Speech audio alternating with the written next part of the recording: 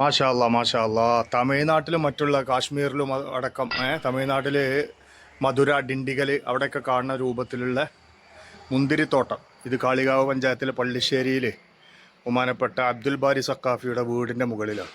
മാഷാ അല്ലാ തബാറക്കല്ല. ഒരുപാട് ഒരുപാട് മുന്തിരിക്കൊലകളുണ്ട്. അൽഹംദുലില്ലാ മാഷാ അല്ലാ. ഇത് കണ്ടോ, നമ്മൾ വെറുതെയാണ് നമ്മളെ നാട്ടിലൊന്നും ഉണ്ടാവില്ല എന്ന് പറയുന്നത്. ഏറ്റവും വലിയ തെളിവാണിപ്പോൾ അത്. നല്ല ഒരുപാട് കൊലകളുണ്ട്.